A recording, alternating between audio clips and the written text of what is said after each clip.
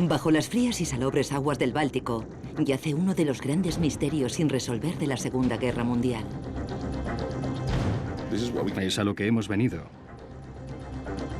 Solo el barco hundido puede proporcionarnos los últimos momentos de esta historia. Nadie sabía que existía. Podía ver el submarino alemán tumbado sobre un costado y lo miraba como... vaya. Esperando obtener la victoria mientras se debilitaban rápidamente, los nazis estaban desesperados por cambiar el curso de la guerra. Sus últimos esfuerzos por conseguirlo pueden yacer hoy en el fondo del mar Báltico. Estos hombres no sabían con qué les habían dado.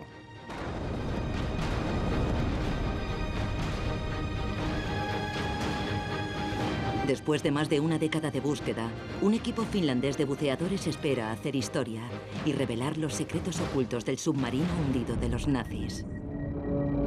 El submarino hundido de los nazis.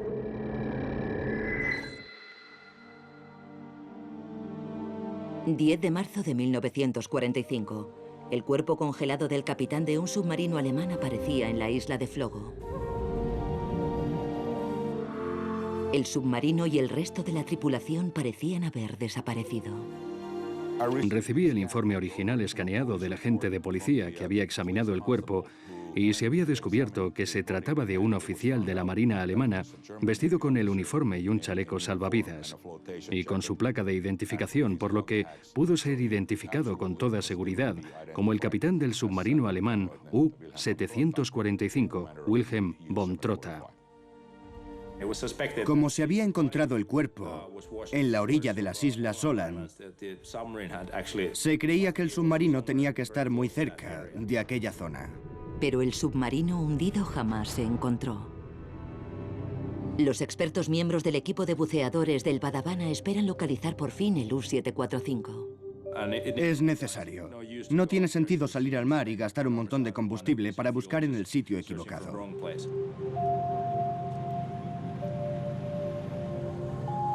Creen que si se busca un submarino alemán, se debe mirar primero en la zona donde se encontraban los campos de minas.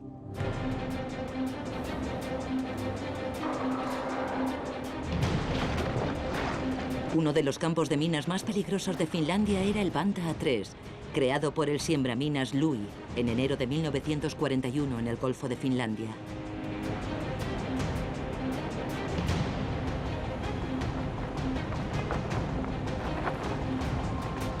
El Louis se encontraba en el campo de minas y sus hombres se encontraban a bordo llevando a cabo la operación. Todos eran novatos, ninguno de ellos había trabajado en un campo de minas antes. Después estaban los oficiales que les decían, vale, haz esto y no pienses, no hagas nada más, solo esto. Y luego había alguien con un cronómetro diciendo, ahora es el momento, ahora es el momento.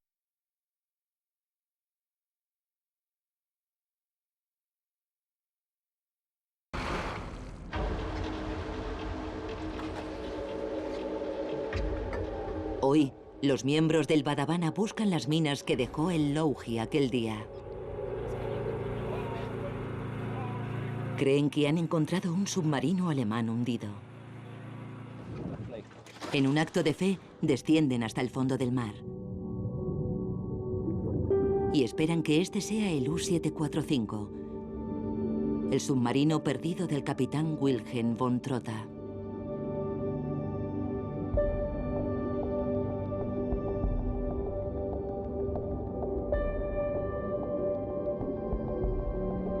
Si están en lo cierto, serán las primeras personas en ver el submarino desde que los 48 miembros de su tripulación murieran a bordo en 1945.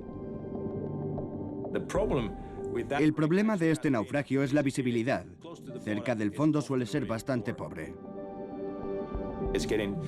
Está cada vez más turbio y hay partículas de arcilla por aquí y por allá y no lo ves. Y de pronto ves la proa de este submarino alemán viniendo hacia ti. Es precioso. Es un lugar sencillamente increíble.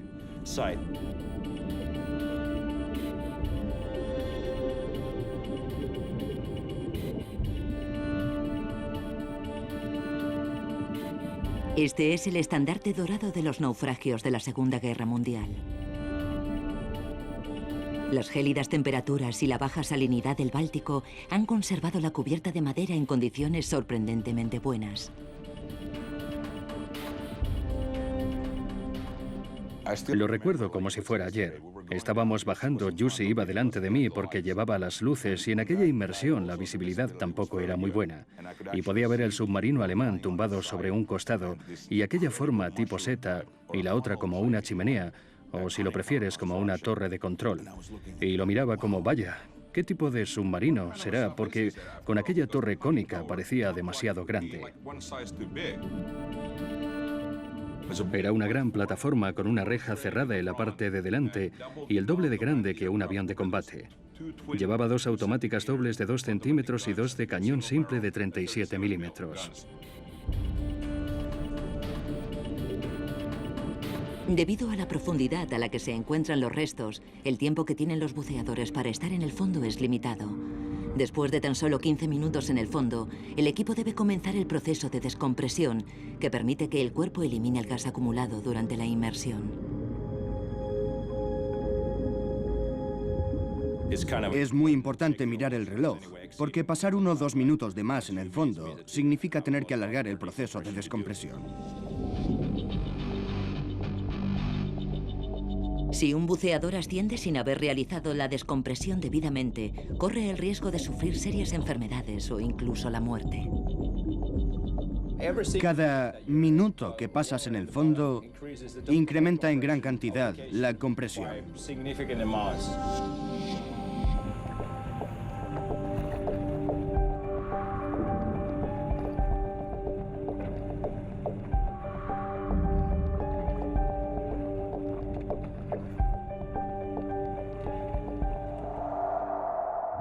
Lo primero que me vino a la cabeza es que ya había visto esa línea pintada en el diseño de uno de los libros. Y dije, oye, ese es el que se supone que nunca se construyó. El diseño de este submarino alemán es muy extraño. ¿Por qué cogerían los alemanes uno de sus buques de guerra más elegantes y avanzados tecnológicamente y construirían una torre de control de esas dimensiones encima? Es como atarle un grifo a un tiburón en la espalda. Este tipo de diseño estaba pensado para escoltar a los submarinos que salían de la base hacia la zona de patrulla. Y este tipo de armamento antiaviones de combate a bordo estaba pensado para cubrir a los convoyes submarinos de forma eficiente. Este diseño tan particular debería hacer más fácil la identificación del submarino, pero parece que no es tan sencillo. En las últimas fases de la guerra se llevaron a cabo numerosas modificaciones en los puertos navales, en los astilleros para satisfacer los deseos del capitán o porque alguien quería experimentar. Esto era muy típico al final de la guerra. Las cosas se desarrollaban tan deprisa que nadie se dedicaba a registrarlas o a documentarlas. Estas cosas simplemente se construían y se utilizaban. A pesar de no tratarse del submarino alemán que buscan, es un descubrimiento espectacular. Era tan particular que se supone que nunca debería de haber sido construido. Nadie sabía que existía. Yo quería saber cuáles eran las diferencias de este submarino, porque normalmente no llevaban números en las torres de control. Era la llamada Tarbou 7, una torre de control de tipo 7, la cual se supone que nunca se construyó. O si se construyó, sería probablemente de una forma diferente. Así que fue un descubrimiento increíble cuando lo encontramos. Y por supuesto hizo que la construcción del modelo en 3 dimensiones se convirtiera en un reto mucho mayor. Solo había unos pocos bocetos disponibles. Es el único submarino conocido con este tipo de torre, que tiene esta estructura en forma de bañera alrededor de la torre normal. Y encima de esta, tiene 4 armas antiaéreas. Todo el buque parecía una especie de prototipo, y en muchos libros y referencias pone que nunca llegó a utilizarse. Pero obviamente, si hay uno en el Golfo de Finlandia, es que se usó.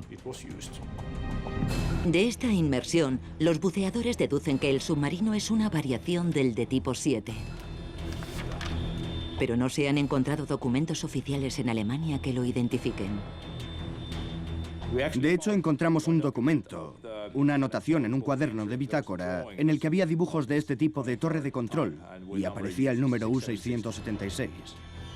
El boceto encontrado en el libro de visitas de un submarino y firmado por la tripulación confirma que se trata del submarino U-676. La localización del submarino U-745 sigue siendo un misterio. En 1940, los submarinos alemanes llevaron a cabo la aniquiladora batalla del Atlántico que sumió en el caos a un enemigo que no estaba preparado para esta nueva amenaza. En solo 7 meses, los submarinos alemanes, atacando como una manada de lobos, hundieron cientos de barcos que transportaban provisiones de vital importancia para Gran Bretaña. Fueron tan efectivas que Winston Churchill declaró a las fuerzas aliadas que los submarinos del tipo U eran la mayor amenaza enemiga. Si te fijas en los submarinos de la Marina de Guerra alemana, ya contaban entonces con una tecnología muy avanzada. Tenían dispositivos de orientación generales, distintos equipos de radio para comunicarse con las distintas bases. Tenían sistemas armamentísticos como torpedos eléctricos, torpedos con buscador acústico y cosas así. El Tratado de Versalles prohibió a los alemanes la posesión de submarinos, pero eso no impidió que los desarrollaran en secreto. Durante los años 20 y los años 30, los alemanes desarrollaron y probaron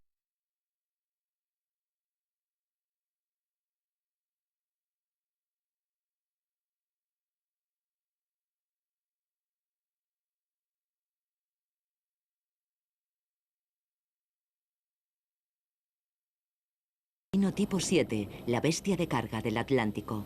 Alrededor de 700 submarinos de este tipo se pusieron en marcha. La zona sur del Báltico se convirtió en zona de entrenamiento para los capitanes que se dirigirían después al Atlántico. Así que primero se metían en la bañera para entrenar un poco y después en el mar de verdad. Exacto. Ensayaban allí primero con sus barcos y después ya iban a lo serio. Los submarinos alemanes se construían en Bremen y después navegaban por el Báltico durante unos cuantos meses. La idea era entrenar a los 44 hombres de la tripulación para trabajar en equipo antes de enviarlos al Atlántico. Pero no todos los submarinos se enviaban para luchar contra los británicos y los americanos. Algunos submarinos alemanes se quedaban en el Báltico para luchar contra los rusos. Para Alemania era muy importante mantener el mar Báltico libre de enemigos. El Golfo de Finlandia era la única ruta marítima para llegar hasta San Petersburgo, por lo que era la clave estratégica de Rusia para ganar. Además, durante la Segunda Guerra Mundial, era esencial para los rusos poner en marcha su flota en el Báltico desde San Petersburgo. El mar Báltico era importante para los alemanes por varias razones. Una era el mineral de hierro que extraían de Suecia. Era importante e imprescindible para la maquinaria de guerra.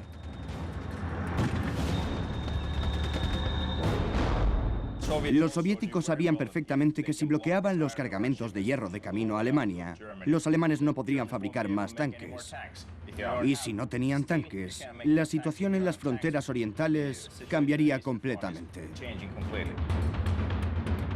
La lucha por el control del Báltico se llevaba a cabo entre submarinos y minas marinas. Ambas armas dejaron un largo reguero de naufragios.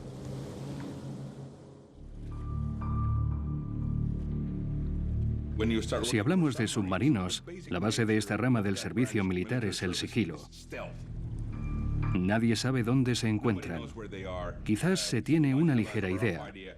La única forma que hay de saber que alguno se ha perdido es cuando han pasado unos cuantos días y no ha enviado ningún informe a la base ni vuelve a aparecer. El mar Báltico es poco profundo y las mareas son poco pronunciadas, por lo que es el escenario ideal para el uso de minas marinas. La utilización de estos rudimentarios dispositivos alcanzó su auge en la Segunda Guerra Mundial, cuando más de 200.000 fueron utilizadas como arma defensiva. Una mina marina es un arma relativamente barata y por eso se colocaron unas 60.000 en el Golfo de Finlandia. Existen al menos 46 tipos de minas diferentes y hasta 10 tipos de mecanismos diferentes para activarlas. Los finlandeses utilizaban minas, los alemanes colocaban minas aquí, los rusos colocaban minas aquí. Porque la profundidad del agua es de 100 metros como máximo, y eso es muy favorable. Aquí tenemos un corte de una mina marina por el que vemos su mecanismo interno. ¿Cómo funciona? Básicamente tenemos este tirador. Es un tirador de plomo con amplificador de cristal que se llena de ácido y cuando un submarino o lo que sea choca contra la parte de plomo, el amplificador se rompe y empuja 2 electrodos de metal que hay aquí dentro, al fondo de esta cavidad, y es lo que produce la energía. Y luego tenemos 250 kilos de TNT. y explota. Hoy van a bucear en el Banda 3, el mismo campo de minas sembrado por el Loughi, en el que encontraron el U-676. Están estudiando una anomalía detectada por su sonar. Podría tratarse de otro submarino alemán. La primera reacción que tuvimos al verlo en el sonar fue pensar que algo del equipo se había estropeado. No podía ser verdad, estas cosas no pasan. Lo primero que pensamos fue, vale, es un acantilado, que es como una protuberancia desde el fondo del mar.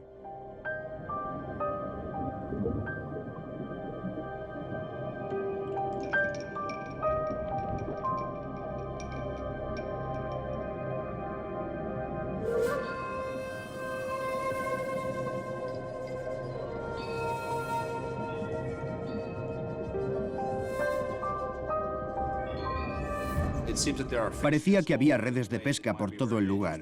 Podía ser peligroso estar en esa zona. Y recuerdo que estábamos los dos gritando en plena oscuridad.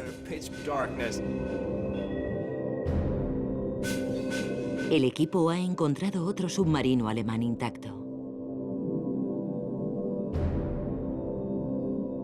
El submarino entero estaba ahí dentro, incluyendo la torre de control.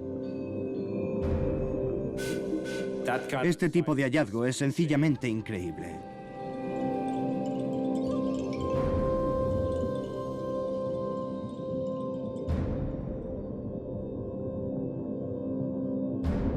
Alrededor de 27.000 hombres perdieron sus vidas en los submarinos alemanes durante el conflicto bélico. Fue la mayor tasa de mortalidad de todas las fuerzas armadas alemanas.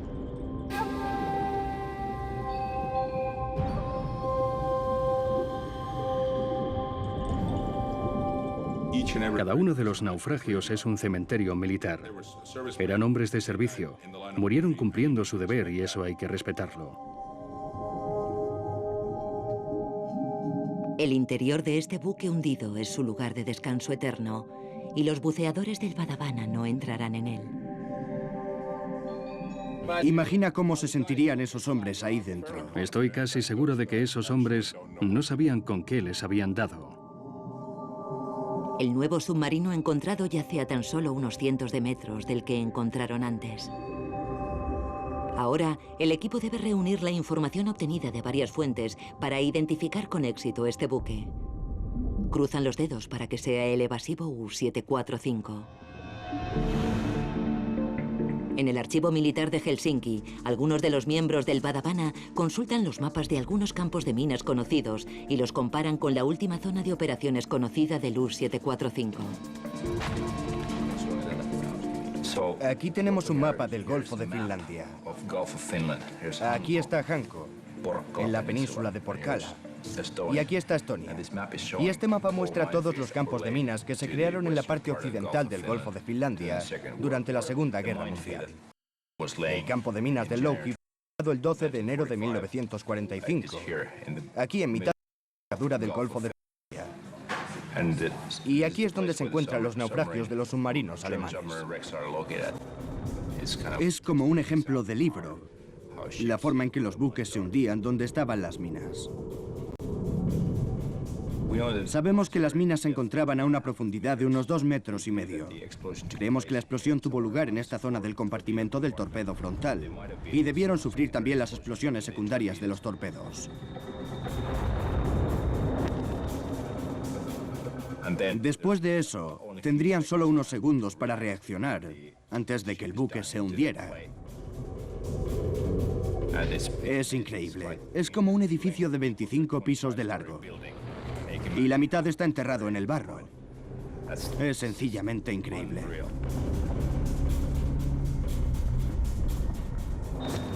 Los diseños de los submarinos alemanes evolucionaban constantemente, así que las pequeñas variaciones en su construcción pueden servir para identificarlos. Estos agujeros de fuga de agua pueden ayudarnos a identificar los buques, la forma, los números de los agujeros de fuga en la sección de proa. También los que hay desde la popa hasta la proa. En este caso estaban enterrados en el barro, así que no pudimos verlos. Así que nos hemos fijado en el resto de pruebas que tenemos ahí fuera. Y esta es la zona en la que se supone que otro submarino debía cruzarse con el U-745. Estuvieron buscando en esta zona, pero nunca lo encontraron. Este es el primer indicio para el equipo de que este puede ser el submarino U-745. Mientras tanto, Harry, el investigador principal del equipo, ha encontrado una foto del U-745 en el que parece tener una placa o caja metálica identificativa en la torre de control. Tendrán que bucear una vez más hasta el naufragio para ver si pueden identificar esa caja, para demostrar que este es el U-745.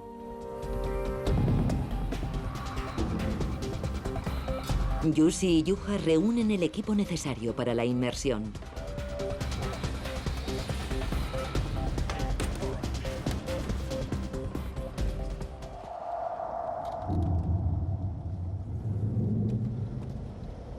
Es un viaje de 2 horas hasta Hanko, donde se encontrarán con el equipo de buceo y el barco.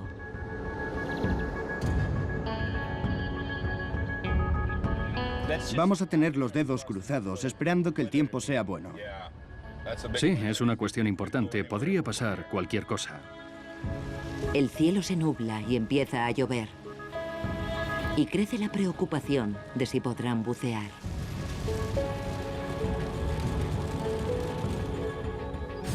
Aunque no está lloviendo cerca del puerto de Hanko, donde se reúnen los demás miembros del equipo, no significa que el cielo esté claro en el Golfo, donde se encuentra el buque hundido.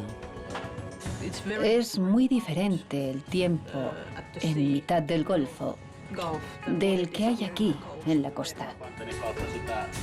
Jouni, que ha estudiado meteorología, analiza los mapas del área local en alta resolución y observa los datos sobre el viento cortante, que no suelen estar disponibles para el público general. Cuando vamos a bucear no es suficiente con que haga buen tiempo. Tiene que hacer buen tiempo 2 horas después de empezar, cuando recogemos a los buceadores. Ese es el momento más crítico.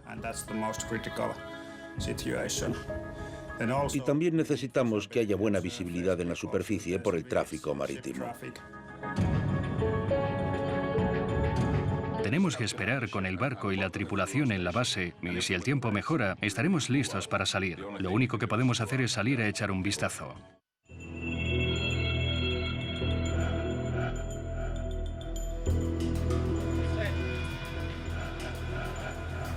Ahora sí es hora de irse. Termina la temporada de buceo en Finlandia y muy pronto las bajas temperaturas harán que bucear sea demasiado arriesgado.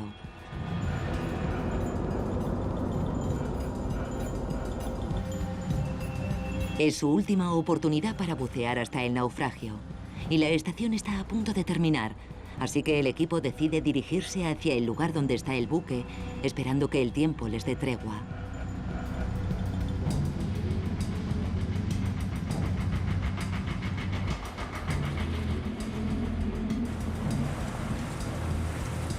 Los miembros originales del Badavana, que se llaman a sí mismos los de la vieja escuela, han venido con algunos miembros más jóvenes. Parece muy difícil bucear ahora mismo. Hay muchas olas. Ese es el problema. En el océano se crean olas muy grandes y el barco sube con la ola y baja con la ola y hay momentos muy difíciles en el barco.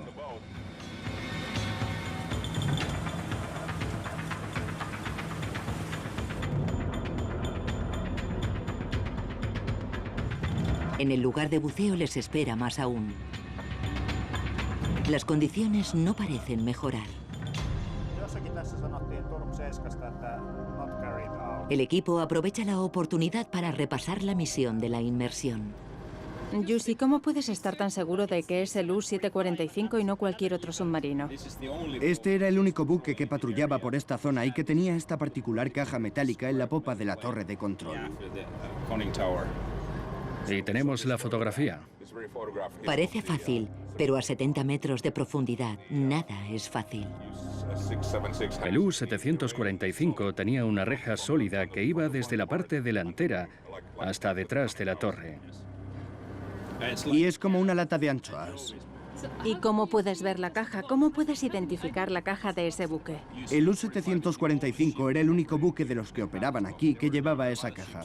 Había otros buques, otros submarinos que la llevaban, pero no actuaban en esta zona. ¿Y sabes lo que es la caja? No sabemos si era un tipo de placa, símbolo o caja. Pero sin duda es una pista clave, porque la fotografía muestra que el U-745 la llevaba y ningún otro de los posibles buques la llevaba. Así que este es el submarino del capitán que encontraron muerto en la superficie, en Foglo. Sí, exacto. Por los archivos sabemos que el capitán del U-745 era el comandante capitán von Trotta. El lugar donde está buceando el equipo del Badabana está aproximadamente a 150 kilómetros de donde encontraron su cuerpo. Es una larga distancia para un cuerpo.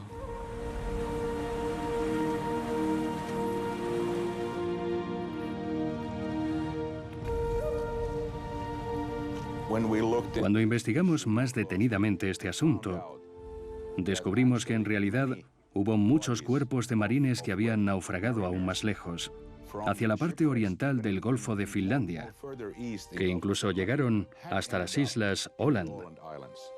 Así que depende de la profundidad a la que esté flotando el cuerpo. Entonces, si el submarino navegaba por la superficie, ¿cómo pudo chocar contra una mina?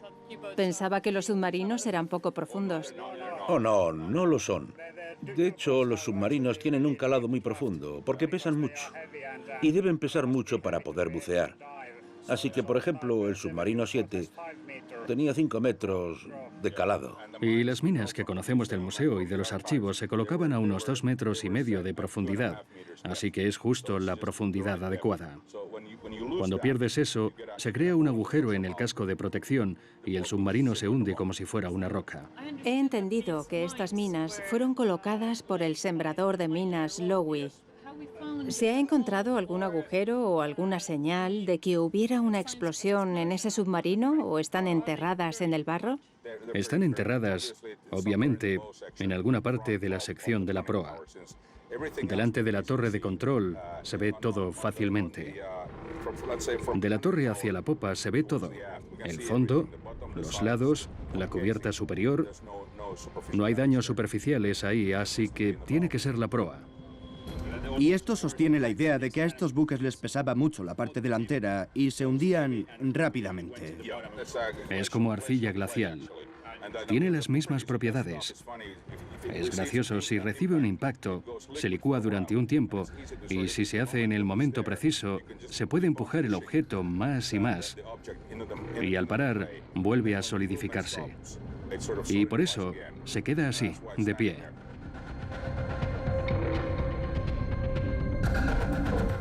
Ahora que el tiempo es bueno en la zona de inmersión, los buceadores del Badabana aprovechan este pequeño respiro para meterse en el agua e intentar encontrar la prueba que necesitan para demostrar que es el U-745. Antes el tiempo no nos permitía realizar labores de inmersión, había mucho viento. Y ahora el viento se ha calmado de forma significativa, como hasta 4 o 5 metros por segundo. Y parece que por fin podremos bajar y ver qué encontramos.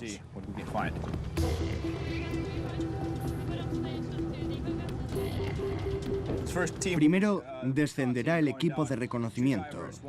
2 buceadores con el traje de buceo, 1 con cámara.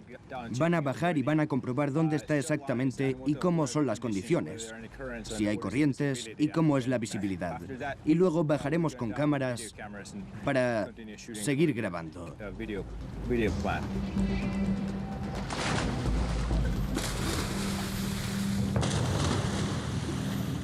Es muy importante que baje este equipo primero, porque la seguridad de los demás buceadores depende en gran medida de estos chicos, de lo que encuentren.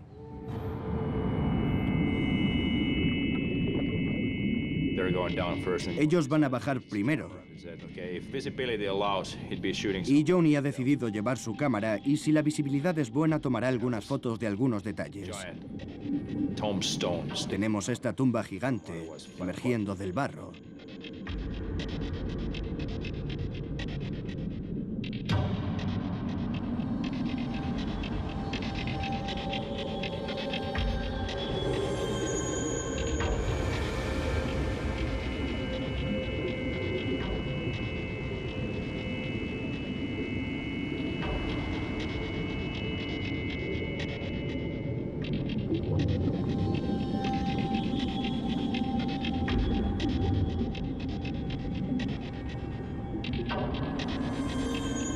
El tamaño del submarino cuando estás al lado parece enorme.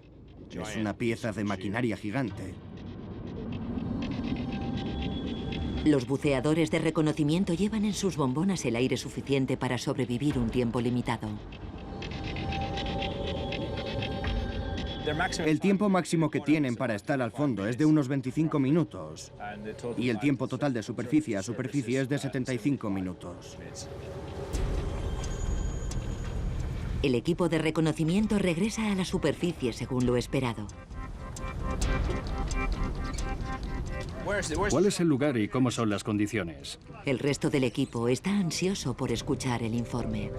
Según los buceadores de reconocimiento, la visibilidad de fondo es buena y permite grabar en vídeo. Vamos a ponernos guapos. Vamos a ponernos guapos. El equipo está buscando concretamente una pequeña caja que aparece en las fotos de archivo del U-745.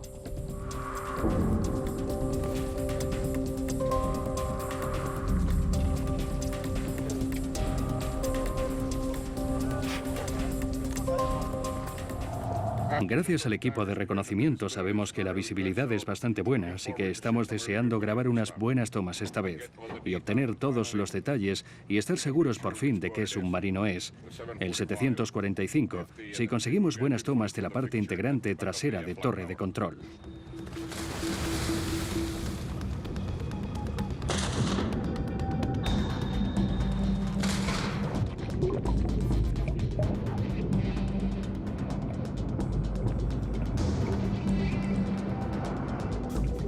Tenemos la oportunidad de enseñárselo al mundo entero.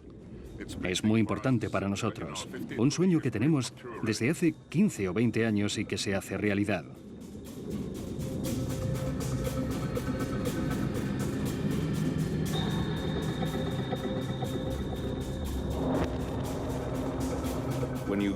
Si vas un poco más allá del extremo de la popa, desde los timones, se puede ver la gran cantidad de redes que hay, que en realidad forman una única red de arrastre. En realidad, es una red enorme que arrastra un barco por detrás. De hecho, es tan grande que si la extiendes en el agua, podría cubrir un edificio de 4 pisos. Esa red se ha enganchado en el submarino y es muy peligroso. Si intentaras meterte debajo o acercarte a la plataforma del submarino, quedarías atrapado en ella.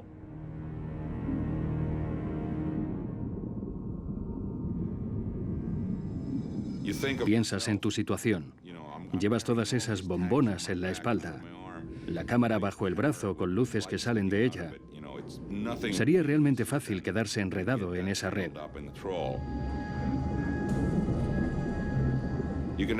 Vimos que había 2 focas muertas en la red, así que tú con todas las bombonas y válvulas eres una cosa muy torpe bajo el agua. No hay nada más ágil que una foca, y aún así se quedan atrapadas ahí. Así que tenemos que ir con 1000 ojos.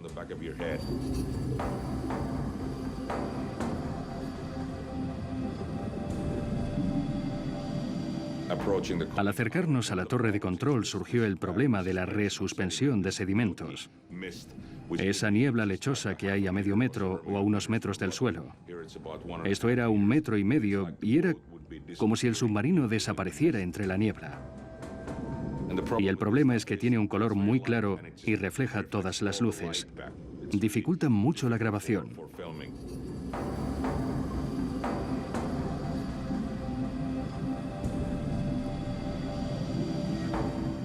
Volviendo hacia la cubierta y mirando hacia abajo, hacia la torre de control y la plataforma antiaérea, era donde se veía realmente la parte rectangular, la caja.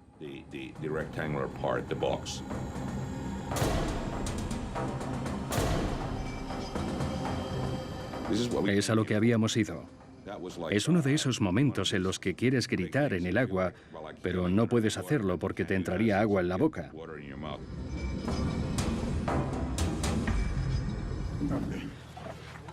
Os diré algo, chicos y chicas.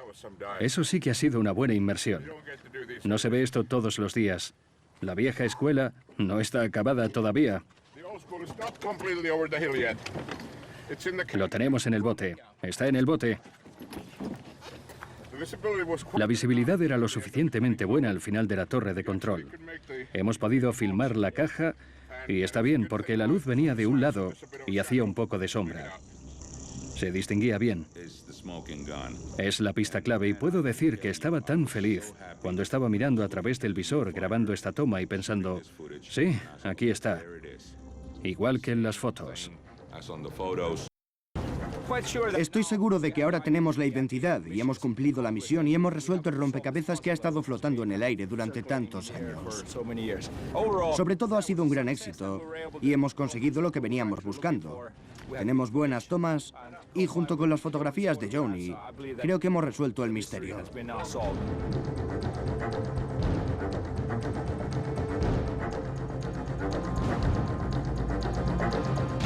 Aquí tenemos el U-745 justo debajo de nosotros.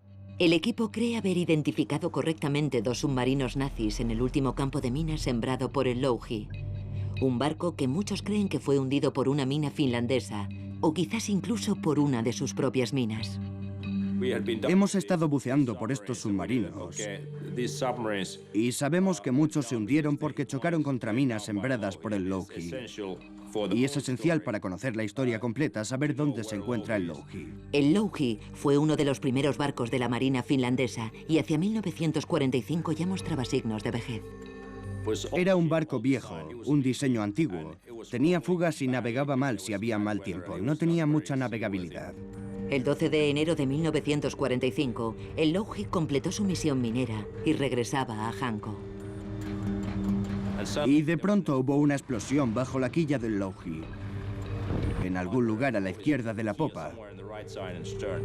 Mucha gente oyó un ruido extraño y después hubo una gran explosión en la popa.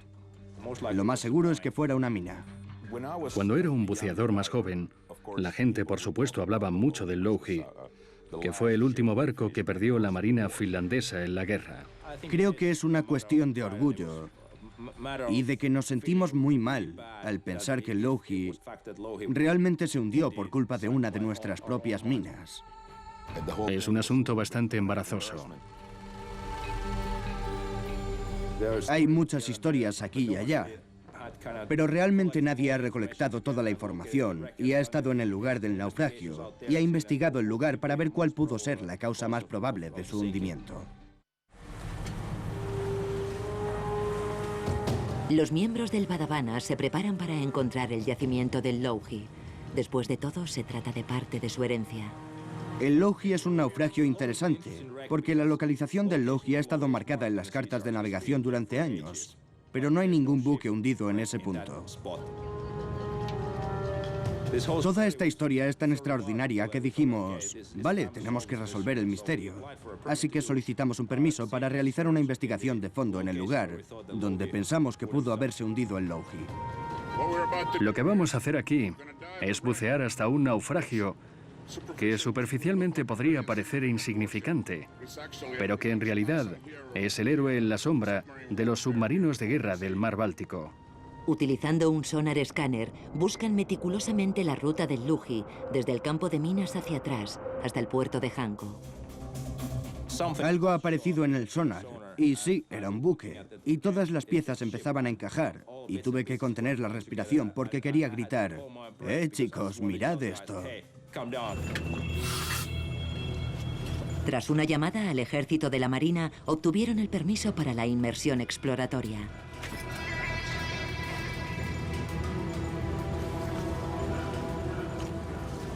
¿Está bien? Vale, allá voy.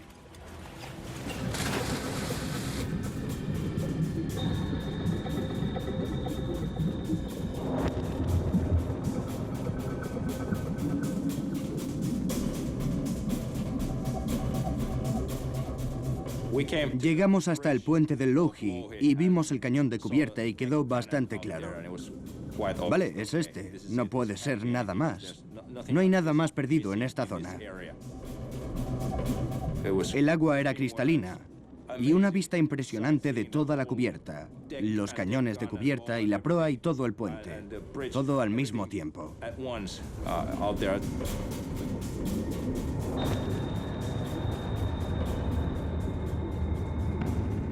Nadamos alrededor del buque y vimos la proa. Y había equipamiento de dragaminas. Y todo era tal y como esperábamos. Nos dimos cuenta de que la popa estaba muy dañada. La cubierta había explotado en esa parte. Faltaban muchas piezas de metal y otros detalles. Tuvo que ser una explosión enorme bajo la quilla para que perdiera los pilares de cubierta. De hecho, es mucho más probable que fuera un torpedo. Tuvo que ser un torpedo que explotó muy cerca del casco del Lough, como a 7 metros hacia el frente desde las hélices, donde está la sala de máquinas y donde se produce un sonido más fuerte. Ese es el punto de impacto. Hay más pruebas que sostienen su teoría. Durante la investigación, el equipo acudió a los registros de comunicación alemanes.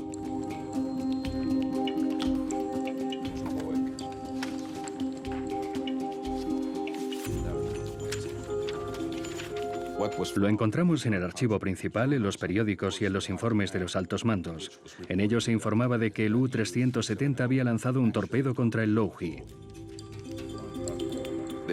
Lanzaron un torpedo contra un barco siembraminas finlandés a las 11:47. El diario de a bordo del Lough, los supervivientes, contaban que había habido una explosión a las 12:50, así que hay una hora de diferencia, pero hay que tener en cuenta que, por supuesto, los alemanes usaban el horario alemán en sus diarios de a bordo. Alemania está más al oeste, así que hay una hora de diferencia respecto a Finlandia. Y eso explica la diferencia. Así que son como 3 minutos, que es de hecho el tiempo de lanzamiento de un torpedo. La nueva información del Badawana parece corregir lo que se pensaba hasta entonces. El Lough no se hundió por el impacto de una mina finlandesa, sino por el de un torpedo alemán. Y las minas que sembró aquel día fueron las responsables del hundimiento de 2 de los submarinos alemanes más importantes. Nada más lejos de la vergüenza. Al final es la historia de un barco viejo, técnicamente obsoleto pero todavía útil, que fue el primer barco de la Marina finlandesa independiente. Un barco viejo que fue atacado por un torpedo acústico, una de las principales piezas armamentísticas, lanzado por un submarino alemán, a su vez otra de las principales piezas de maquinaria bélica. Así que era una batalla entre el viejo barco y el lobo gris. A pesar de que se hundiera, el Lough fue capaz de hundir 2 submarinos alemanes y la operación fue un éxito.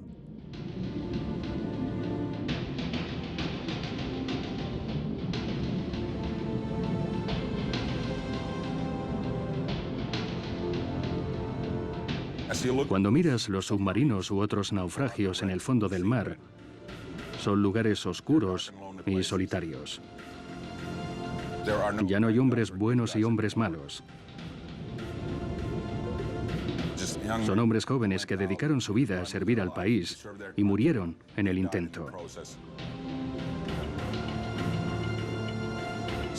Así que es una forma de contar la verdad y de contar su historia al mundo entero. Solo el barco hundido puede proporcionarnos los últimos momentos de esta historia y terminar con aquella guerra. Ahora sabemos dónde están vuestros hombres enterrados. Están ahí.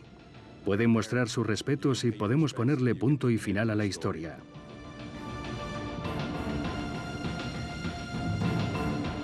Hay un antiguo proverbio ruso que dice algo como: la guerra no ha terminado hasta que todos los soldados caídos han sido enterrados.